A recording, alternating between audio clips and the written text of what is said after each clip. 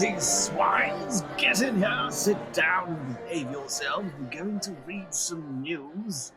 One of my suspicions about AI is that it is being used in tandem with diversity, equity, and inclusion to install people who aren't exactly skilled for the job, and the AI makes up for whatever skill deficits they have, which is not necessarily a bad thing when you need people in roles. I still think we should focus on competence first. But what is the ultimate effect of hiring people who are not necessarily the best, or using AI that in the ultimate conclusion may in fact make you less competent because you're relying on it so much? Well, this article on Vox, written by Anna North: when AI makes you worse at your job. Your boss thinks AI makes you faster. Do you? If you've ever used an online patient portal to message your doctor in the middle of the night, you won't be surprised to learn that responding to those messages takes an increasingly big bite out of clinicians' workdays. What? Do you message actual physical people in the middle of the night? I didn't know that was a thing people do. I would have thought it would be a bot maybe, or you just have to have sniffles until tomorrow. So in recent years, hospitals have begun adopting an AI tool that can draft responses for them. The tool was supposed to make a time-consuming task go more quickly and smoothly, said Philip Barrison, an MD, PhD student at the University of Michigan Medical School who studies AI in healthcare. Instead, the tool has given doctors and nurses a new to-do list. First, they have to read the AI-generated response and decide if it's actually something that they think they would say, Barrison said. Humans are suggestible, and looking at something and deciding whether you would have thought of it on your own is a cognitively complex task. Even if the message looks correct, the clinician still needs to edit it to the point where they think it's acceptable to send it to a patient, Barrison said. The AI tool introduces a totally new set of complicated judgment calls into what used to be a relatively straightforward process. As a result, many clinicians have chosen not to use it at all. They're fortunate to have the choice. Buoyed by expectations of cost savings and skyrocketing productivity, companies are increasingly asking and sometimes requiring employees to use AI to make their work more efficient. Meta, for example, last year instructed some workers to use AI to go 5 times faster by eliminating the friction that slows us down. The CEO of Shopify told employees they need to prove they cannot get what they want done using AI before the company would approve new hires. Some companies are even evaluating or ranking employees based on how much they use AI tools. Workers in some sectors have found major time savings from AI, but for others, the tools just change the work rather than make it faster. Workers might be spending less time writing patient portal messages, for example, but more time editing the releases the AI tool writes. At best, this mismatch between employer expectations and employee reality can be an annoyance. In other cases, however, it can result in workers being laid off for failing to meet unrealistic efficiency demands. Some critics say the overzealous adoption of AI in high-stakes settings, like healthcare, even puts people's lives at risk. Now, workers' unions and experts are increasingly calling for guardrails to protect employees from inflated expectations around AI. And customers, students, patients, and the general public, now workers' unions and experts are increasingly calling for guardrails to protect employees from inflated expectations around AI, and customers, students, patients, and the general public from mistakes that can happen when managers put AI adoption above all else. Corporations are increasingly presenting employees with a choice: use AI to be more productive, or you're going to be automated out of a job, said Aha Neugen, director of the Labor Futures Program at the research organization Data and Society. But the effects of AI on productivity aren't as straightforward as some CEOs have claimed. In one 2025 study, software developers believed AI made them faster, but in fact, they took 19% longer to complete tasks. The researchers tried to repeat the experiment this year, but had trouble recruiting developers who would agree to work without AI. And in a recent survey of 5,000 white-collar workers, 40% of rank-and-file employees said AI saved them no time at all. I wonder if it's going to end up atrophying people's skills, though, because they depend upon it so much. They can just click a button and say the AI did it for me. Workers across heavily AI-exposed fields point to hidden time sucks that come with using the technology. Julie, an art teacher, wrote in a response to a Vox Reader survey that her school's administrators routinely suggest using AI for lesson planning, emails, and progress report comments. She's tried AI-generated lesson plans, but they don't account for the fact that kids may work through an activity at different speeds. First, I'm checking what AI suggests, then I'm editing it, she said. Why add a step I can accomplish on my own? For an employee at an East Coast communications agency, an internal AI tool was supposed to speed up the process of drafting press releases and other documents about the pharmaceutical industry.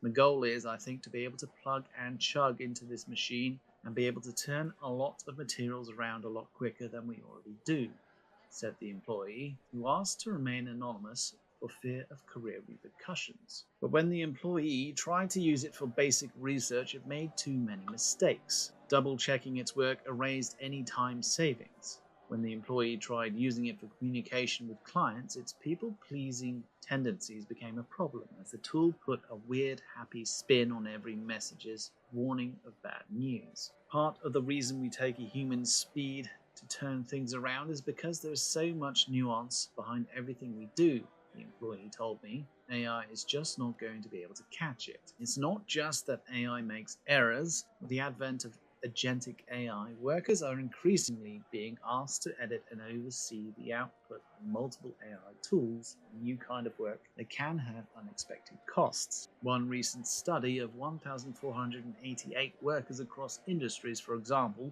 found that excessive oversight of AI agents could lead to what the researchers called AI brain fry, a kind of cognitive fatigue. Participants described a buzzing feeling or a mental fog with difficulty focusing, slower decision making, and headaches. The researchers wrote in Harvard Business Review. Brain fry was also associated with an increased number of errors and an increased desire to quit one's job. That is understandable. If my brain was frying, I would not like that feeling. The researchers also found that while using one or two AI tools increased productivity, adding additional tools produced diminishing returns, and after 4 tools, productivity would actually decline. What workers really want from AI is, let's see. Despite such findings, companies continue to pressure employees to use AI and to cite AI investment as rationale for layoffs, even as companies that try to link staff reduction to AI adoption tend to struggle with the stock market. Do they? Okay. Some workers and organizations, however, are beginning to push back. National Nurses United, the country's largest nurses union, has criticized the use of AI tools in hospitals to estimate staffing needs or to recommend treatment protocols for patients. There's no guarantee that these tools will take into account a patient's individual profile, including underlying medical conditions, the way a human clinician can, Kathy Kennedy, the union's president, told me. AI is supposed to help us do our work more efficiently, but at the end of the day, it makes it even more burdensome, she said. Hospitals need to evaluate, with nurses at the table, whether AI tools really work as advertised, Kennedy said. We have to stop. We have to go back and really see if this is truly doing what it needs to do, she said. The same is true across industries. Barrison, the healthcare researcher, told me. Organizations need to be prepared to say when, if they were seeking a return on investment, if they were seeking value in a technology, how do you define what that value is? And if there's not value there anymore, how do you turn it off? Some workers have found ways that AI actually helps them do their work, just not the ones management expected. Julie, the art teacher, likes to use Claude to learn more about topics she's less familiar with, like kiln firing ceramics. Meanwhile, researchers have found that AI can actually reduce employee burnout if it's used to complete tasks employees find burdensome. Everybody in every job has a list of things that they procrastinate on, said Julie Bedard, a managing director and partner at Boston Consulting Group, who led the AI brain fry study. Those are the places I get, unsurprisingly, a lot of enthusiasm to try AI with. But employers won't find out what those burdensome tasks are unless they listen to rank-and-file employees. Worker standards and worker rights should continue to be at the heart of all of this, Nugent said, rather than focusing too much on the AI. Well, you mentioned healthcare, which is interesting. And you mentioned that it was getting it wrong about half of the time, or at least a significant amount of the time, such that the clinician would need to edit the result. I wonder if those edited results are also being used to train the AI. So this whole process is being built whilst in motion. So yes, it's not reliable yet, but you're training it. You're training it by correcting it. And over time, those corrections, I imagine, will accumulate to become more competent. But AI, I think, is dangerous for the retention of competence. I think people will rely on it a lot, and our society perhaps will become, if we're not careful, utterly dependent upon it. I think we need to make sure that there are ways in which we maintain a skilled population, which is why I like the idea of grading AI's use in corporations based upon equivalent humans that could have been placed in those roles. So if you could grade a corporation's humans per hour, maybe you could then allow for the insertion of people into roles that then participate in these artificial processes and make sure that we have a skilled population. We're at the middle of the beginning, I would say, of AI. I guess we're at the end of the beginning once it starts to become more like 90% competent and not, just flip a coin 50-50. So in the next few years, these issues perhaps will go away. But the issue of an atrophy of skills in society is a huge one. And I think we need to make sure, if there is some form of UBI or universal basic compute or whatever, we need to make sure that there is a way for people to bump their earnings by actually doing physical jobs and not just vegging on a couch and playing video games. It's fun, but after a while, it's pretty lousy. Oink, oinkity, snort, snuffle, snuffle, squee, oink, oink, wee, squeal, snort, snort, oinkity, squee. Oink, oink, oink, oink, squee, squee, wee, wee, wee, snuffle, snort, squeal, squeal, oinky, oink, snort, snort, squee, oink, oink, oink, oink, oink, oink, wee, wee, wee, wee, oh. Snort, snuffle, oink, squee, squeal, wee, snort, oinky, oinkity, oink, oink, snuffle, wee, squee, snort, oink, squeal. Oink, oink, oink, oink, squee, squee, wee, wee, wee, snuffle, snort, squeal, squeal, oinky, oink, snort, snort, squee, oink, oink, oink, oink, oink, oink, wee, wee, wee, wee, oh.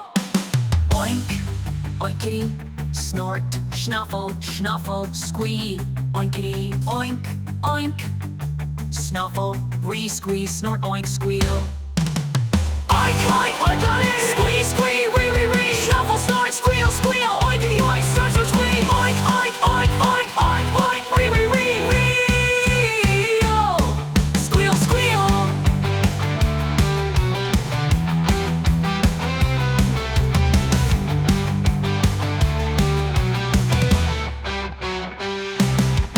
Snort, snuffle, oink, re, squeal, re, snort, oinky, oinkity, oink, oink, oink, snuffle, re, squee, snort, oink, squeal, oink, oink, oinkity, squee, squee, re, re, re, snuffle, snort, squeal, squeal, oinky, oink, snort, snort, squee, oink, oink, oink, oink, oink, oink, re, re, re, re, oh. Squeal, squeal, snort, snuffle,